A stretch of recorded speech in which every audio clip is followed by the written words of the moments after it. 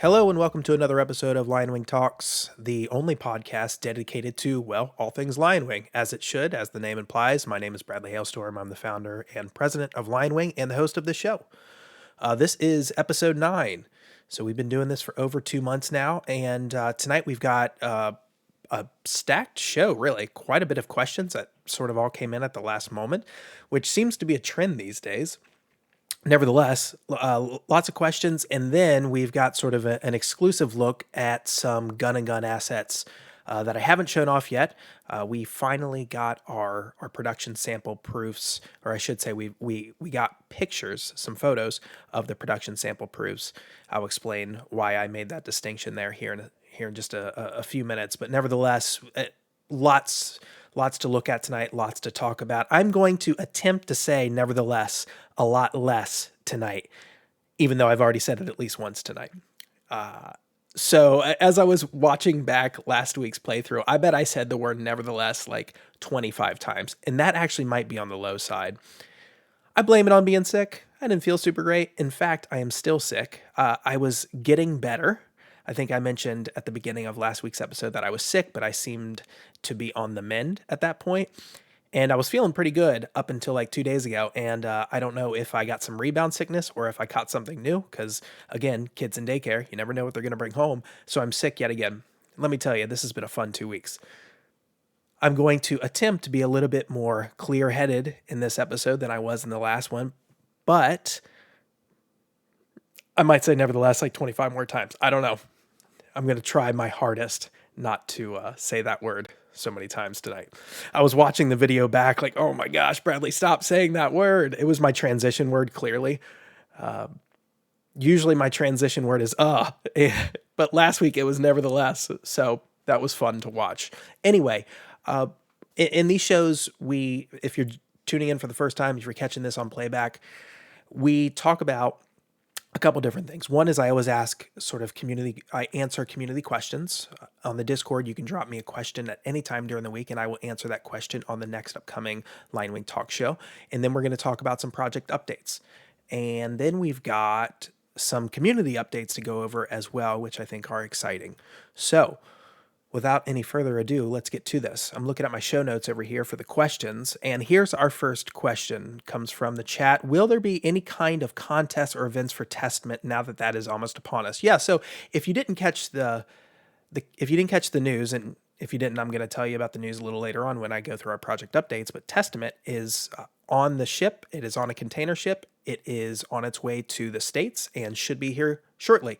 So it's been on the water, I think, for like 12 days or so. So it should be making harbor within the next week, give or take a few days. So that's what this question is in reference to when they say it's almost upon us. It really is almost upon us. So the long wait is finally over. We launched the Testament Kickstarter almost 14 months ago. So we launched it at the beginning of February 2020, and here we are going into April. So it's been a long time coming. COVID kind of had its own plans with everything, obviously, and messed things up, but it's finally here, which is super exciting. It's super exciting because I've been waiting for people to play Testament for a long time now. We were working on Testament long before it ever went to Kickstarter, obviously, and as I've said before, Testament's kind of my baby, so I'm really excited for you all to finally be able to check it out. This question, will there be any contests or events for Testament? Right now, no.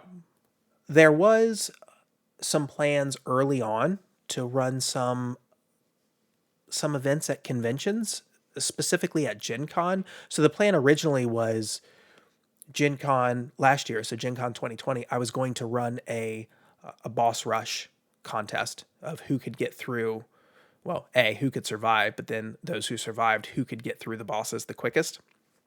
I was going to run that. I had talked to Eric Price at Japanime about running it somehow through them, because at that point, LionWing was not as fully formed as it is now, so I was going to sort of ride the coattails of a Japanime a little bit there.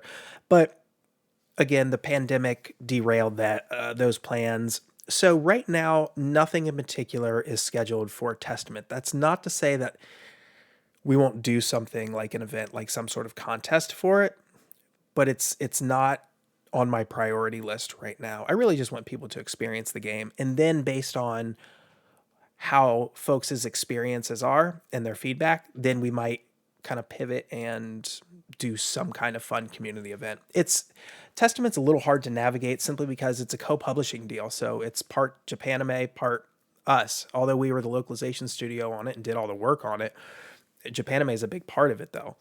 And they're a big part of making that game happen when it came to the Kickstarter and obviously the success of the Kickstarter, getting it printed, getting it shipped, and getting it fulfilled and all that. So it's a co-publishing deal, and it's hard. It's hard to communicate and coordinate with another company when you're looking to do some kind of event. The logistics get a little challenging. It's hard to know like who should do what, which company should do what, how do you present it, who presents it. So there's just a lot that goes into it, which is why it hasn't been a priority for us to do Testament events right now. It made more sense to do Testament events right before we launched Testament because LionWing wasn't, as I mentioned, fully formed yet, but now LionWing is fully formed. And so there's less of a need to have to work with another company to run something like that. So, I just want to be respectful of the relationship with Japanime. I want to be respectful of their part in this. I want to be respectful of our part in this. And obviously, I want to be able to present the best possible experience to you all. And if we can't put together a contest or an event that makes sense, then it's kind of like, well, why even do it? I don't want to half-ass something, and I don't want to make it more complicated than it needs to be. So maybe at some point we will do something with Testament, but not right now, not immediately. Yeah, someone said like an RTA or a turn count. Yeah, I had various ideas of what that was going to look like, but pretty much right as Testament's campaign ended, the pandemic like took over. And so I pretty quickly knew that Gen Con wasn't going to happen. And so I didn't give it much more thought. My original plan was, let's get this thing to Kickstarter. Let's see how well it does. Let's see how, fan response is. And then we will adjust accordingly and kind of put together an event that makes sense based on what folks want. But we never even got to that stage. So I can't even say, how that event was going to be structured just because we never got that far down the road. A follow-up question that this backer had was, while I'm thinking about Testament, who's your favorite character in the game? It can be your favorite to play or just your favorite lore character. So I talked 2 weeks ago, I think, about my favorite party composition, but I didn't talk about my favorite character in the game. So if you're just restricting me to the 4 base characters and we're not looking at the Kickstarter bonus characters, I would probably say Kukurito, just because I have something for small chibi races in MMOs. I played a Tarotaro in Final Fantasy XI. I played a Lalafell in 14, and so clearly I have a love for that kind of aesthetic, and I typically play healers in MMOs, and so Kukurito is a short little healer. So he checked all my boxes, and he's probably my favorite, though I do like Che a lot too. I like Che's playstyle because she is a great sort of tweener character of being a good damage dealer, but also a good buffer. So I like her versatility if you're going to play her exactly as designed. If you're going to customize your own skills and do all that, well, then it doesn't really matter, which character you play, so long as you like their exclusive character ability that comes on their character card. But I really try to play Testament in the way that I like to play it, and that is sticking to a pretty hardcore like Trinity system and playing just the skills that make sense thematically for my character. So for that reason alone, Kukurito is my favorite because I like being kind of the healer that the party relies upon. I like Kukurito's skills. I think that the healing in Testaments is handled really well. I like his exclusive character ability. He's just a great character, and I love how he looks, and he's the healer. So now, if you expand it out to all of the characters, and you're going to ask me which is your favorite character from the base and the bonus characters, I'm probably still going to say Kukurito, but I have a soft spot for Reardane. I think I also mentioned a couple episodes when we were diving into the lore about the bonus Kickstarter characters. I love Dragoons. I started off Final Fantasy XI as a Dragoon. Well, you had to get up to that level where you could ultimately take on that job. But once I was able to do that, I took on a Dragoon. Now, I played a Dragoon for a while, and then I eventually transitioned to the White Mage, and then that pretty much stuck for years. But Dragoons are near and dear to my heart. It takes me back to the days of Final Fantasy IV. Kane Highwind is, I won't say he's my favorite Final Fantasy character, because I'm not sure, honestly, who my favorite Final Fantasy character is, because that probably changes depending on my mood. I guess if you told me, no, you have to pick one character right now, who would it be? I might say Kane, because I really do like Kane's story arc. I like his character development. I think he's a very interesting, complicated character. So I have a soft spot for Dragoons. I have a soft spot then, because of that, for Reardane, because he is a Dragoon, although we call him a Dragon Knight in the lore. And I just really, really, really like his lore. Perhaps it's because I wrote it. I don't know. Maybe I'm a little biased, but I like his lore a lot. I like his background. I like his aesthetic. I like his skills. I like that he's a Dragoon or a Dragon Knight that plays like a tank, which is really cool. You don't see that in Final Fantasy games. So a little bit of role reversal there, because typically Dragoons in 11 and 14 are really flimsy. They're a pretty vulnerable class, and they can get wiped pretty quickly. So to have a Dragoon in Testament who's just the opposite of that, who can really weather the storm well, and has great defense and can be the party's tank or off tank is really cool to me. So I like that dynamic. For those reasons, I like Reardane a lot. I think I would probably still choose Kukurito, but it's a very, very close race there. Someone in the chat said, did I miss the Gun and Gun showcase? No, we're going to be coming up on that here in just a moment. Dragoon jump move in FFT. Yeah, absolutely, Rogue. Absolutely. Give me an FFT remaster.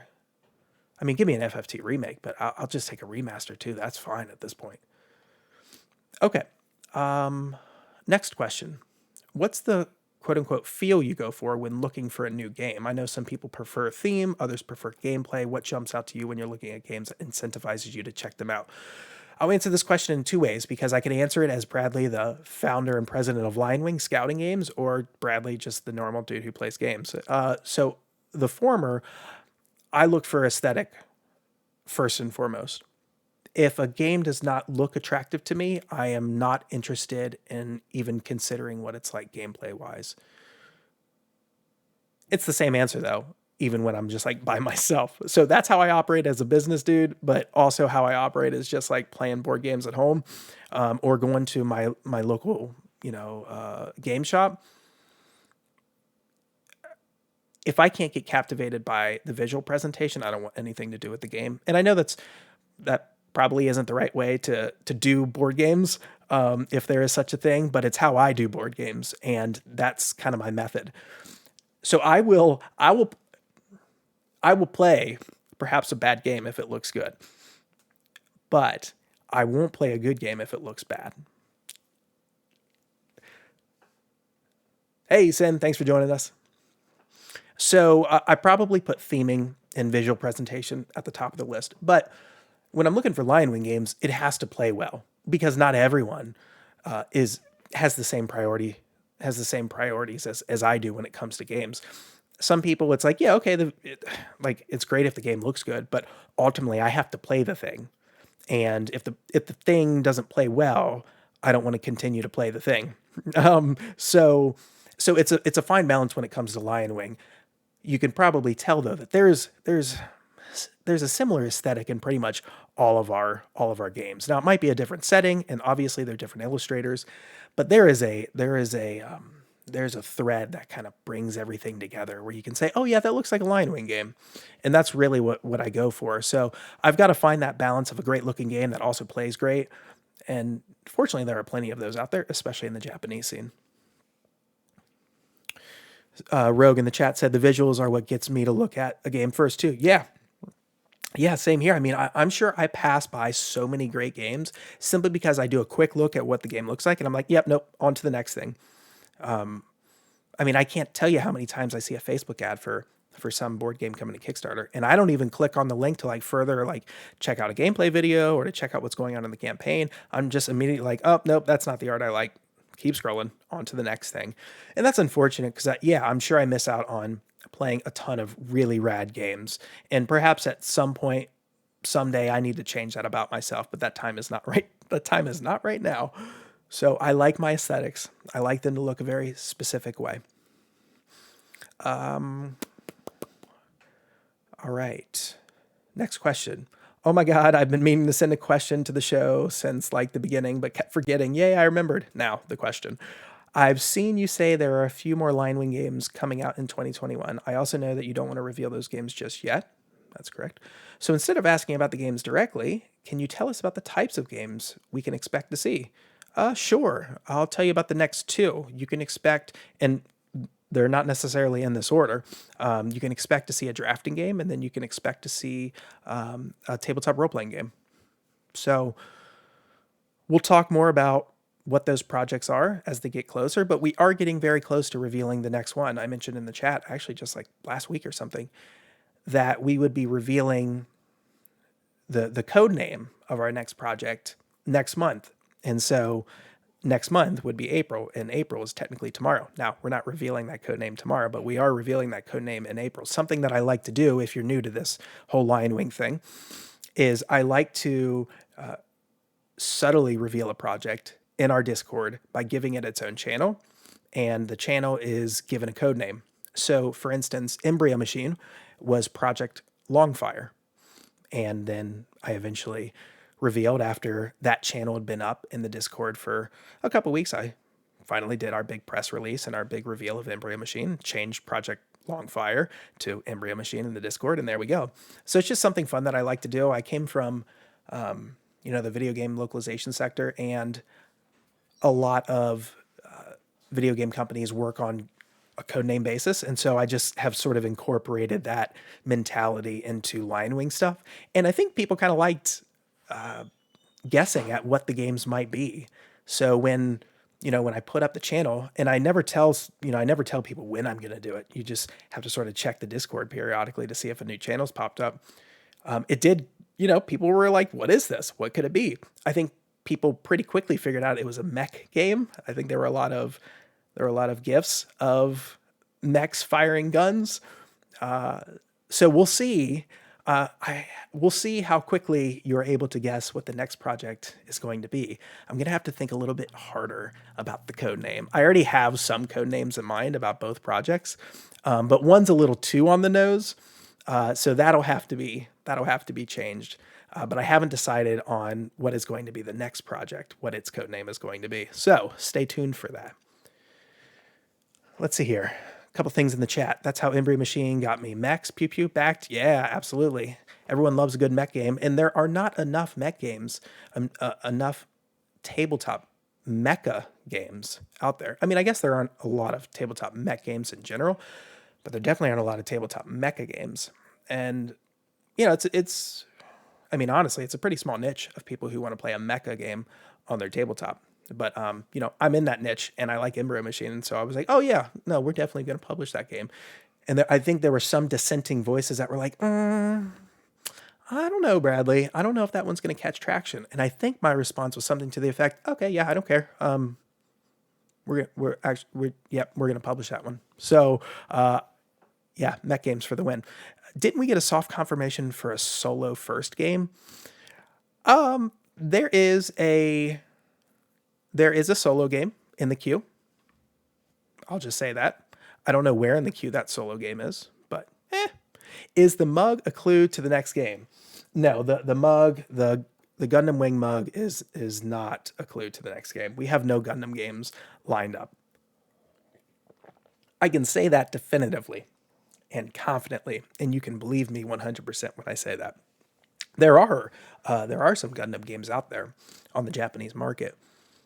They are, to me, they're not like super great. I don't think. I'm sure there's some people out there that are like, oh, this is the greatest game ever. And right on, man. Right on. Just not for me. I would like a really, really good Gundam game, though. That would be fantastic. Okay, a Gundam's minigame would be sweet. Okay, getting back to the questions here. Oh, do you have any spicy takes on the Suez Canal incident, especially in regards to it may be affecting fulfillment? Yeah, so I don't know if I have any spicy takes, but I have some thoughts on it. Well, the first thought is it hasn't affected us any, so that's good. If you're not familiar with what's going on there, yeah. So I mean, who isn't familiar with that giant container ship blocking the entire Suez Canal and holding things up for an entire week and affecting global trade by about $12 million a day? Kind of a big deal. But yeah, so from my understanding, I was talking with someone, they were like, how does that even happen? Like how do you mess up that bad? And I'm not even, and it's like, well, I don't, they didn't like intentionally mess up. You know what I mean? It was kind of like a perfect storm of variables coming into play. I mean, so from my understanding, the Ever Given is like one of, if not the largest container ships in the world. And because there was a sandstorm happening at the time that they were kind of strolling through the canal, the winds kind of because the ship had so many containers stacked up on the side of it on the starboard side, the wind hit that starboard side with all those containers, and it sort of acted like a sail of some way and just ran the ship aground, and thus blocked it. What's crazy is so to get through the Suez Canal without pre-authorization, your ship has to be like less than 400 meters long, and the Ever Given was 399.4 meters long, right? So zero point 0.6 meters is all that stood in the way of it needing prior, authorization to enter the channel and enter that canal. For reference, the ship is as long as the Eiffel Tower is tall. So I mean, it's a big fucking ship, right? It weighs like 200,000 tons or something, insane like that. But yeah, so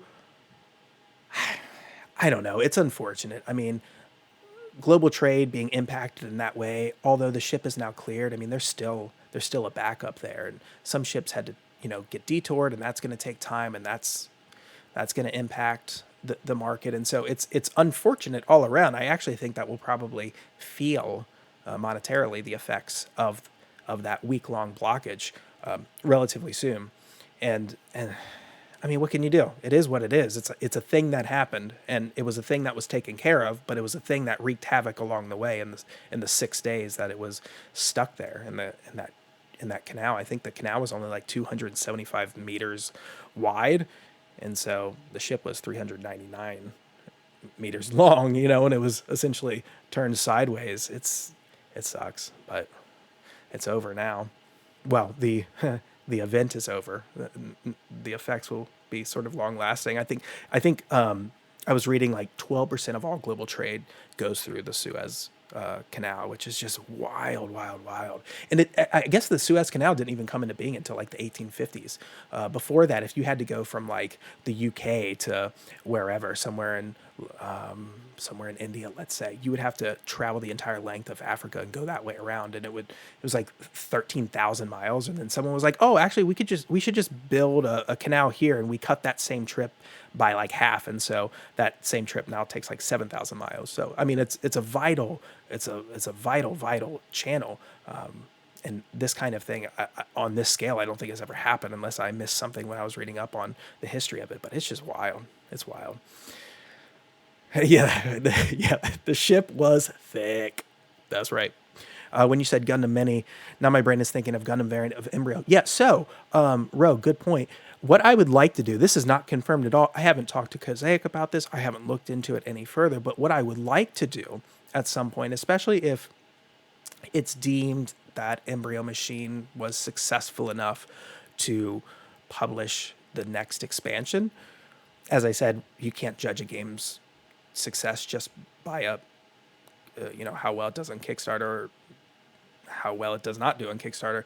There's a lot of other variables that go into deciding if a project is successful. But if it's ultimately decided that this was a successful project, I would love to be able to license a couple mechs from various franchises. I mean, I really would like to sort of build out a Super Robot Wars style experience utilizing Embryo Machine as the skeleton for that type of experience. And, licensing, let's say licensing a couple Gundams for a game is a hell of a lot cheaper than licensing the entire Gundam property. So it's very doable to do that kind of thing.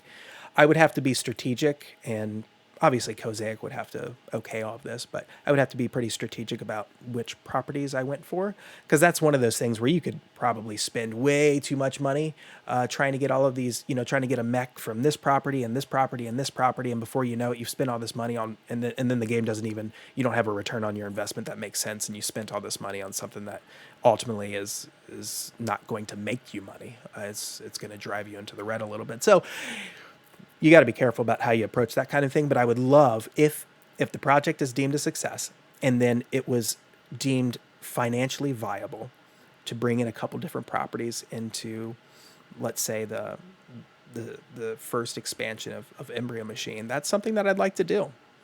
And I think that's something that would be great for Kickstarter, because, the Throne and Border, the first expansion to Embryo Machine, already exists. And so all of those components are there. Everything's already built out. And so when you're doing a Kickstarter, you're always looking for ways to add more content. How cool would it be to be able to add add a mech from Armored Core or wherever as one of the stretch goals? I think that would be super cool. Now, the problem is a lot of established Japanese companies, or at least Japanese companies of established franchises, do not like their stuff showing up on Kickstarter. But, sometimes you get lucky. And I think there are enough franchises out there that are recognizable, that are important to people, where you might not be able to, get your top picks, because they might say, no, we're not doing that Kickstarter thing. But you might be able to get some, some B tiers or C tiers of stuff that would still be super cool as stretch goals. So I don't know if any of that stuff is doable. Like I said, I have not looked into it at all. It's just a thought that has entered my brain probably at one point when I was in the shower, because that's when I do all my best thinking. But it's just a thought right now. It's certainly a thought that I'd like to follow up on, though, should the opportunity present itself. Let's see here. Someone in the chat said, you can make your own Gundams with the Embryo Machine mechanics and rules. Yeah, you totally can. That's why our last stretch goal was to include, a blank EM board. So you can use whatever mech you want from any property you want, from any time in history. Of entertainment. You can use whatever you want, and so that option is there, which I think is super cool. Of course, there's nothing quite like having something official, right? I mean, making your own stuff is really rad, and I'm excited to see what kinds of creations people come up with for their custom Embryo machines. But it'd be pretty cool to see something from a recognizable franchise as one of the components in the next Embryo Machine. Someone said, my brain gears are turning. Yeah, absolutely. So you mentioned multiple times that success of Kickstarter is different to success of post-Kickstarter sales. Yes, but do you take Kickstarter numbers into account for the quantity you produce? And if so, how much? Yeah, absolutely. So Kickstarter is not only a fantastic way to, get your product printed, but it's a fantastic way to figure out if there's a market for your game. And only a fraction of people are on Kickstarter, despite what it might seem like. It seems like everyone's on Kickstarter if you like board games anyway, but that is not true at all. And so you can get a decent understanding of how big your target market is just by, how many people show up for the Kickstarter. Now, it's not the end all be all. If you've got, if you've got 1,000 backers for a campaign, does that mean that your game is then going to find a lot of success post Kickstarter? Does that mean you're going to have a huge audience, or does that mean you're going to have a small audience? It's not like a apples to apples comparison, and I wish it was, because then you could totally use Kickstarter as like the perfect market research tool while also making sure your shit gets funded. But it's not that easy. So you take the Kickstarter numbers, you take the funding amount that you ended up with, you look at your backer count, you look at how many people pre-order or late pledge, and you use that as a rough assessment of, I think there's this size of a market out there for this stuff, so I need to adjust my print run accordingly. So yeah, I mean, you can certainly use it in that way. And I do use it in that way. And I think pretty much every Kickstarter company is using it in that way because you want to be informed when you go to print. You want to know, am I printing too many? Am I not printing enough? I mean, the worst is when you've got a successful Kickstarter, you don't print enough, and then once you fulfill all your copies, you're left with like 300 copies of a game to sell. And then it's like, okay, I'm going to go through this in 2 months. Then what? So it's it's a part of the business that not a lot of people talk about, and it's an art form to be able to figure out, how much you should print, how much is too much, how much is not enough. It comes with the territory, though. It's one of those things that you just have to be constantly thinking about when you're running a board game company, or really any company where you're dealing with physical product. Anything else I want to say about that last question, other than it's terrible for the industry? No. So those are our questions for the week. Thank you all who submitted them, and thank you for the questions in the chat. I love getting questions in the chat. They are my favorite. Of course, I greatly appreciate when you drop in the Discord, because then it feels like, hey, I've got some stuff to sink my teeth into tonight, but I also love getting them in the chat. So some project updates. Let's talk about Testament first. It's in open water. As Heather's update mentioned in the Testament update that dropped earlier this week and should be arriving, shortly. I don't know how quickly things are arriving these days, but like I said, we're probably looking at another week-ish, heavy emphasis on the ish part there, until it, makes port. So that's exciting. It's been a long time coming. It's been hit with numerous delays, and the wait is practically over. I don't know. I don't have much more to say about Testament right now, other than what I already said in the beginning of the show. So if you just tuned into the show and you wanted to hear about Testament, when this goes up on VOD on YouTube, just listen to the first 10 minutes of it, because I mostly talk about the Testament updates there. So no big news about Kradia right now, other than there's been some conversation, some back and forth between the forwarding agent and our printer.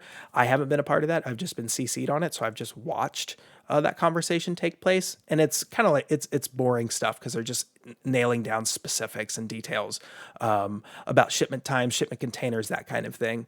Nothing all that exciting to report on, other than the meaning of it all. And the meaning of it all is, when you're talking in those details, then, for lack of a better phrase, shit's about to happen, which is exciting. So,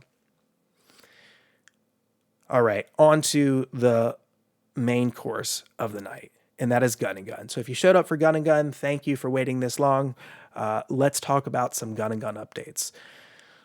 We have photos of actual proofs. I don't have the proofs in my hand yet. They were supposed to ship out to me. If you were watching in the Discord, I grabbed a screen cap of an email that I got from our printing agent last week, stating that the production samples were going to go out on Friday. They did not go out on Friday. If you can't tell yet, if you've been watching this show, if you can't tell, things never go according to the timelines that you're given, and things never go according to the timelines that you yourself impose. That's just the way that this thing works. When there's this many moving parts and this many people involved in the process, and there's so much that you have to coordinate, shit rarely gets done exactly when you expect it to. That being said, I think they felt really bad that Friday had come and gone and nothing got sent out. So I got an email on Monday from the account manager saying, okay, so it's going to go out this Friday. Here's what happened. Here's why we didn't send anything out on Friday. And ultimately, it was an issue with the sleeves. I don't know what happened with the sleeves, but they wanted to obviously send everything out in one package to save on mostly money, but to save on time as well. I guess there was a misprint, and they couldn't get the sleeves in time to ship out on Friday. So that kind of held up the entire thing. I mean, talk about being held up by like the least important part of the entire process. Like, you could probably just send me some digital stills of the of the sleeves and I'd be okay. Although I wouldn't be okay with that because I need to feel sleeves. I need to, that's important to me, how a sleeve feels. But nevertheless, I mean, talk about getting hamstrung by something that you did not expect to get hamstrung by. It's like with Wild Hunt Festival when we got hung up by that damn metal token. Like, of all the things to get messed up, that's the thing that tripped us up. I was not expecting that. Nevertheless, there I said nevertheless. Hopefully that's only the second time I've said it tonight. I doubt it is. If you just tuned in, watch the beginning of this to understand that joke. So anyway, it didn't go out, but I think they felt so badly about not sending those out. They sent me a whole bunch of photos. Like, but hold on, I promise, like, it's a real thing that exists. These production samples exist. We actually have them. And so they sent me a bunch of them. So I'm going to show these off. Now, and then I'm going to post an update to the Gun and Gun campaign page either tomorrow or Friday. So you're getting a world exclusive. Someone in the chat said, we've never been so close to getting Kradia. That's right. That's my favorite phrase because it's always true. When I say we've never been so close to getting X game, I'm never lying to you. All right, let's pull up the screen here. One sec. If you're listening to this on audio, I'm sorry, this next part is going to be less than ideal for you. Okay, so here we go. Let me move this real quick. All right. So on my screen here is a big old PDF, and with it comes some proof. So this first part, as you can see, it's our box. Now, I need to see what this box actually looks like because from this picture, I can't tell what's going on with the box, to be honest. I can't tell if it's just like half on there because it's just half on there and they didn't push it down all the way. I can't tell if it's half on there because there are too many components in the box and the lid can't close. I'm assuming it's the former, and I hope like hell it's not the latter, but this is why you always ask for physical production samples. Still, so that's what the box is looking like. I was talking with Winona, who was the graphic designer on this, and I think we decided that we're going to throw on the LionWing and Keep Dry logos there in the bottom corner. We had originally made the intentional choice to keep the front super clean. But when actually seeing the final thing, it's like, I think we're going to throw those logos on there. In fact, I've got a couple bits of feedback that I've already given to the printer that I want changed. And the only things thus far, without having the samples in my hand, have just been like really quick cosmetic things. And almost all of them deal with logos. So anyway, so that's what the box is looking like thus far. Here's the box top taken off with the manuals. So let's see here. Someone in the chat said, I like the idea of adding both logos. Yeah, me too. I needed to see an actual box without the logo to realize that I wanted the logos on there. Anyway, so here is, take the box top off. There's the expansion rulebook. But then down here, we've got our 3 booklets that come in the game. So we got our expansion rulebook on the left. Here's our manga in the middle, and then our core set rulebook on the right. So you'll see here also, the Keep Dry logo is for some reason missing on the manga in the bottom left. So that's been changed. The LionWing logo doesn't have a large enough stroke around it. If you're not familiar with the term stroke, it's a Photoshop term. So it just needs a thicker white line around it so that it distinguishes itself from the background. You can see Keep Dry's got a nice stroke all around their logo. So it's very easy to read the letters, of their company name. We needed to do that as well with LionWing. So that's changed. They're, like I said, having the Keep Dry logo in the bottom left of the manga. That's been changed. And here's what those booklets look like when you open them up. And I'll tell you what, this fucking manga looks so good. It looks so good. I sent Winona these proofs as well. And that was the first thing she commented on. Like, damn, that manga looks good. And it does. It looks really fantastic. It turned out super well. But all of this looks good from pictures. I won't know until I get it in my hands how it really feels. But it all looks the way that it's supposed to look right now.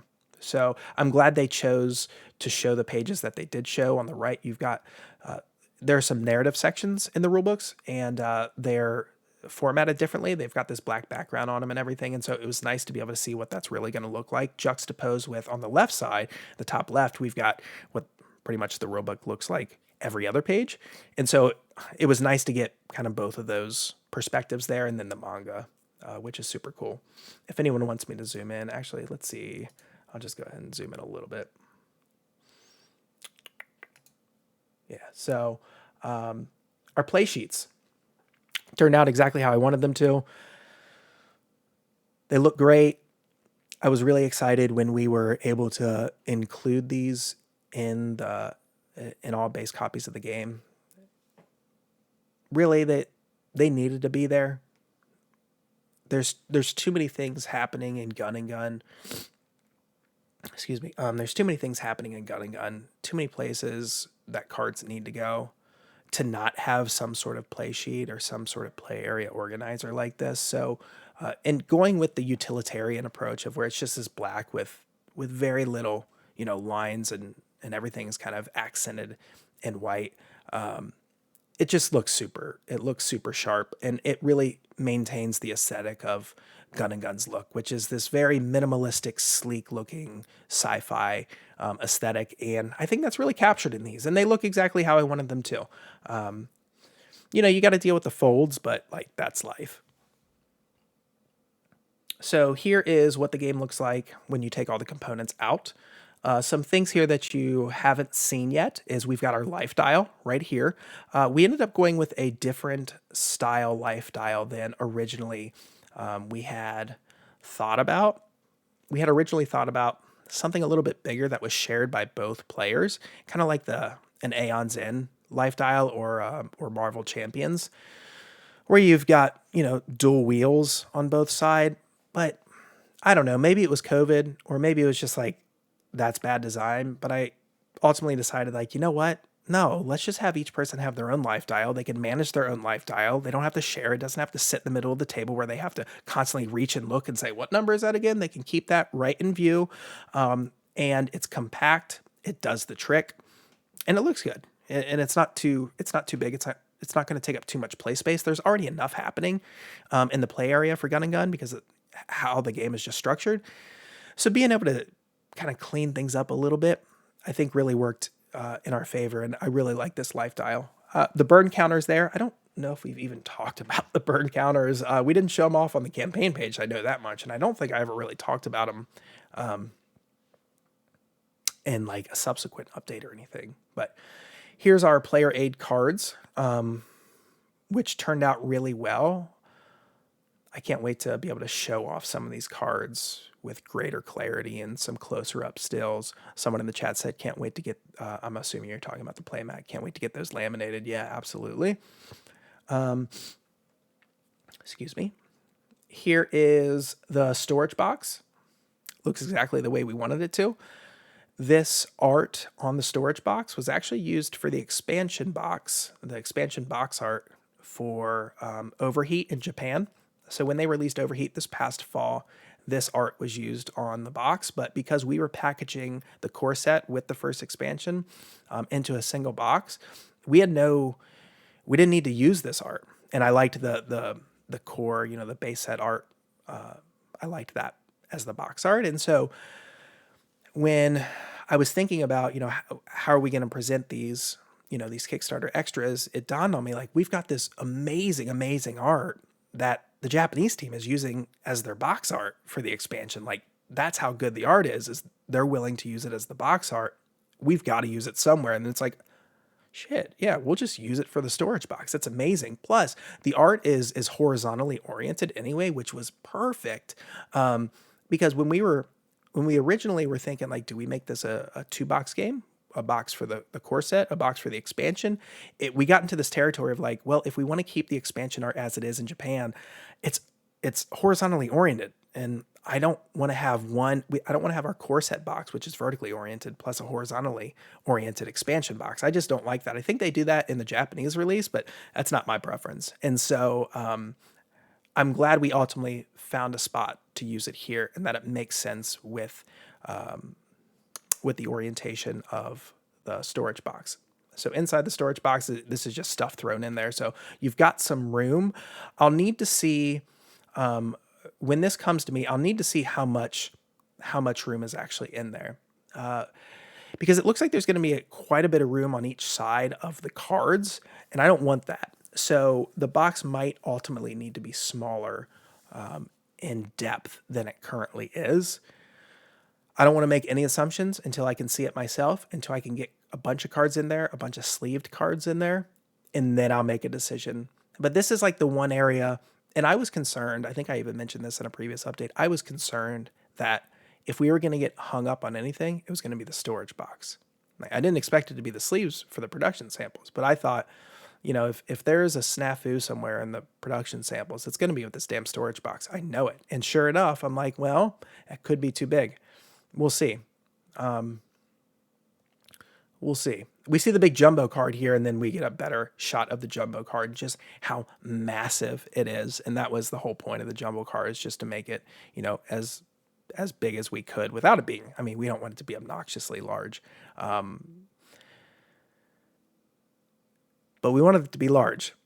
And you can see it up here. It's about 3/4 length of the storage box. Is a big card. I'm really excited to have that. I think I'm personally going to have some other jumbo cards printed off of some of the other guns, and you might even find some other jumbo cards as prizes for the virtual league. You never know.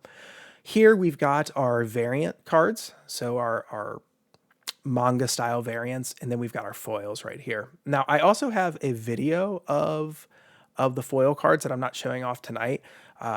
But the video does show the foil cards from various perspectives, just to illustrate what that foil really looks like from all viewing angles.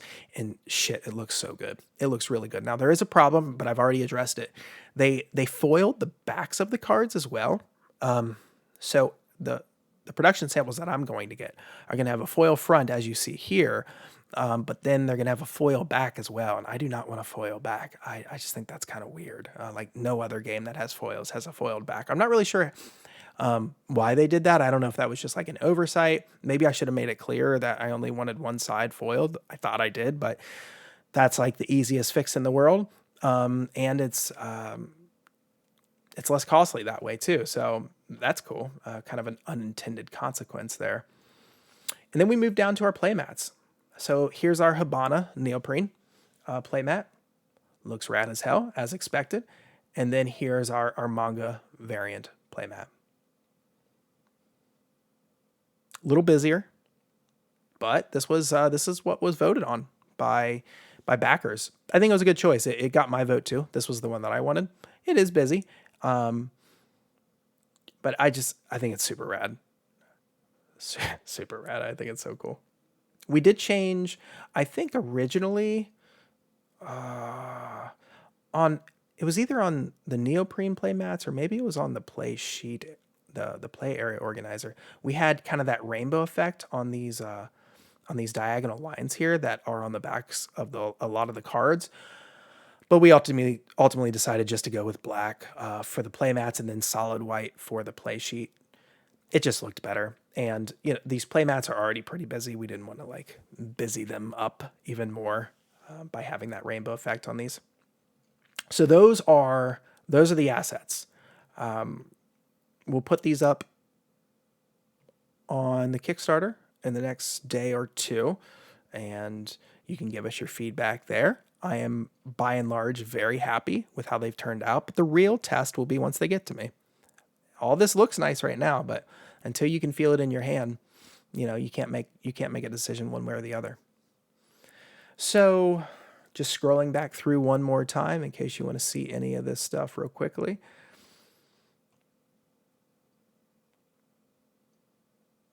Yeah, so I'm excited.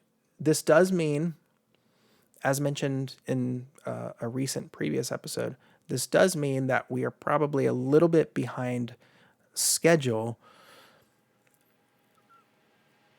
We could begin fulfilling some orders at the end of May, and some people might get Gun and Gun at the end of May, but that seems pretty unlikely at this point.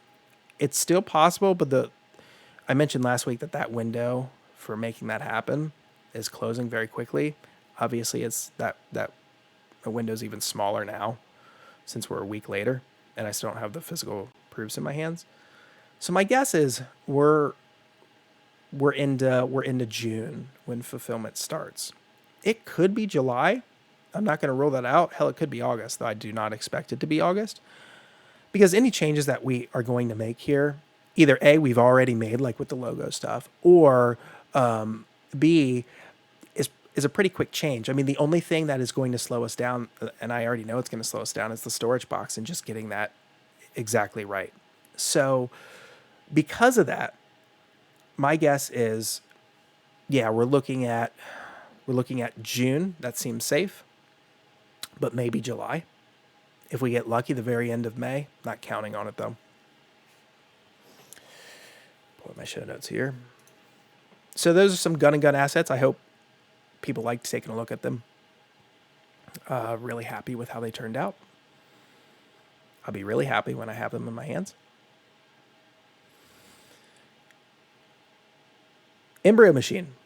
Another update there. I'm not showing anything off in tonight's show, but I will be showing this off in the next update. And if the update comes before next week's LionWing Talks show, then you'll see this update first there. Or if that update, the campaign update, comes after the next LionWing Talks, then you will get another kind of exclusive look at Arachne's digital file. His Arachne's render is done. Arachne's render is probably the thing that I've been looking forward to the most when it comes to the STL files, because I think Arachne is the most interesting looking mech. He's not my favorite mech. He's not even my favorite looking mech, but I think he's the most interesting looking mech. And I was therefore interested in seeing what that would ultimately look like in 3D, rendering form. And it looks really, really cool. Really cool. It exceeded my expectations. Now it should, because it was the longest render that we've done so far. So I think the final clock hour was like 36 hours on that particular model. The next longest was Hystrix at just over 30. And so a lot of work has been put into these, but a lot of work was put into Arachne. I mean, almost 40 hours is pretty crazy. But you can tell. I mean, you can tell that much time and care was put into it. I mean, that much time needed to be put into it because Arachne has, I think, the hardest body type to get right and to render out, just because it's so vastly different than all the other mechs in the game. It's not like a bipedal mod or anything, mech or anything like that. So there's just a lot more to consider. There's a lot more that could look goofy as hell with Arachne that just is not present in one of the mechs like Arage or something. And so I was worried that it would turn out a little funky, and it, like, the opposite of a little funky. I mean, it looks so good. I also think it's going to print test really well. As mentioned, I'm a little concerned about the smaller bits on Hystrix, maybe not passing the print test. Arachne, though, looks like it's going to pass the print test with flying colors, which is also really exciting because that means we don't need to go back to it and make any sort of adjustments to it. It's still going to be a hard test. I mean, you got to make sure everything looks right and the proportions look right. And if there's one mech that could look silly in the print test, it's Arachne. So we'll need to be mindful of all that. But yeah, it was a harder mech to figure out, just because there are so many things that you can't see from its stock image. With all the other mechs, like, yeah, you can't see the sides of their arms or like their backs, but they're pretty symmetrical. And so what's on the front is going to look pretty similar on the back. And so the 3D artist obviously had to get creative with the backs of all of these mechs because no sort of reference art existed. But he had to really take it to the next level that that creative thinking when it came to Arachne, just because there were so many parts that you could not see in their entirety from just having that 2D illustration. But it just looks so good. I'm excited to show it off. So that's Embryo Machines update. Everything else is with Embryo is going fine. I mentioned that we are still doing pretty heavy asset checks. We are basically done with this pass. I'm hoping that this is the final pass, but the final pass isn't the final pass until you get the physical production samples in your hand and you look over everything and everything looks and reads exactly how you want it to. So that's where we're at with Embryo. A couple community updates, 2, in fact. You will notice now and also over the next couple days, the Discord server will be getting some custom emojis, and they will be LionWing game specific emojis. So we've had some gun and gun emojis in there for a long time.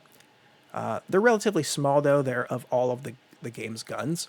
They're cool, but I really wanted to add character emojis, and this ultimately, came about when I was talking with Sin, Theory, and Real Beans, the 2 community leads. We were talking about some stuff, and they both said, it'd be awesome to have some custom emojis. And, I had uploaded those gun and gun emojis, like right when the campaign launched, but I hadn't done anything else with any of the other LionWing games.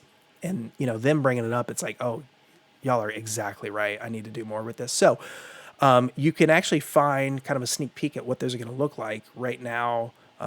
In the server, you will find one Monad emoji that looks really rad. So I'm going to be uploading the rest of the Wild Hunt Festival cast, and then I will be working on some of the Embryo machines, trying to upload those. The problem there is I uploaded some of those last night as sort of a test run, and they just came out really small to the point where you can't even really make out what they are. So I got to work on sizing and proportions and that kind of thing to ensure that those emojis look as cool as the Monad Wild Hunt Festival emoji that's up right now. So I don't know who here is watching this that loves custom emojis, but if you do, now you got some, which is cool. I'm excited to be able to offer those. And then lastly, we've got another sort of learn the game event happening next Monday at 7 p.m. This one's going to be a little different, though, than last week's. So first off, if this is the first time you're hearing about this, last week, our 2 community leads, Sin Theory and Real Beans, ran a sort of learn the game night for Gun and Gun, where they hosted a game through Tabletop Simulator and just kind of walked folks through in sort of like tutorial-like fashion of how to play the game and got folks comfortable with playing it. Especially now that the game is, we're closer to its release now than we are closer to when, its campaign launched. We're that far into the process, so we're kind of in that mood of, all right, let's start talking about Gun and Gun again. It's going to be here soon. And so we wanted to pull people in who hadn't really looked through, they had backed the game, but didn't really look through the rules or didn't really check out the demos that we had. And so it was an opportunity for those folks to jump in and kind of see how the game plays. And that way they can utilize some of that knowledge to either play some tabletop sim games themselves or just carry over that knowledge to when they get their physical copies. This coming Monday's Learn the Game stream, though, is going to be different because it's going to be branded as our first episode of LionWing Plays. So I mentioned in last week's episode, I think it was last week's episode, that we're looking to incorporate 2 streams a week. A LionWing Talks episode, like, this, and then a supplementary stream, which is called LionWing Plays, and that's where we play something. It'll probably be a LionWing game. It might not always be a LionWing game, but it probably will be a LionWing game. So the first episode of LionWing Plays will go down on Monday, 7 p.m. EST of next week, and you'll probably see some tutorializing going on there. So it's a great opportunity to jump in if you don't know the game just yet, but you want to learn the game. Or if you just want to jump in and kind of watch other people learn the game, that's cool too. Or if you want to jump in and just hang out in the chat and talk with us, we're going to be streaming it.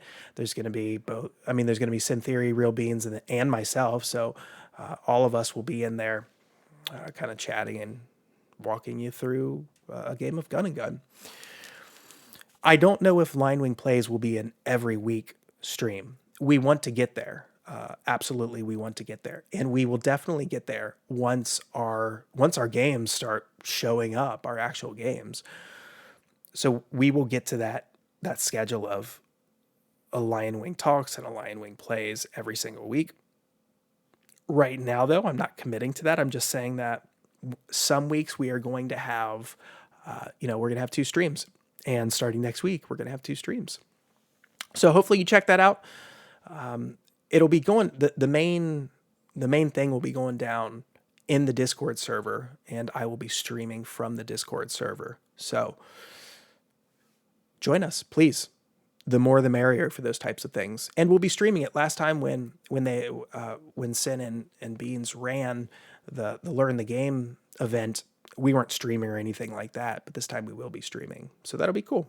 Please join us. It'll be fun. And that's it for today's episode. I got through this stuff as quickly as I could because I knew there was a lot of it. And I also know that my voice is going to go out because my throat's hurting like hell.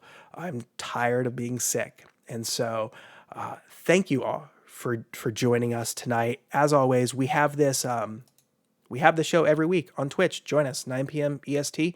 And if you can't make it and you want to watch it on playback, just pop over to our YouTube channel and watch it there. I try to upload it. I try to have these episodes up the following morning. So they're usually up on Thursday morning. Last week, because I also wasn't feeling too well and had some other things going on outside of that, the episode didn't go up until Saturday morning. And I don't think most people watched it because who's really paying attention to new YouTube videos on a Saturday morning? So this will hopefully be going up tomorrow morning, as usual. You can always catch us over there. And if you have a question for me, drop it into the Discord. If you're part of the Discord. If you're not a part of the Discord, join the Discord. It's fun. We can always, use more people there and chat about games and all that good stuff. So drop me a question there in the Discord, or just drop it on social, or drop it on Kickstarter, wherever. I will answer the question no matter how it gets to me. So thanks everyone who's been in the chat. Y'all are awesome. I love when you show up. I love that I'm seeing some new faces in the chat. Thank you so much. I love interacting with you guys, and I'm really excited for what's going to happen in the next couple months with LionWing. So please look forward to those games, and I will see you next week. Take care now.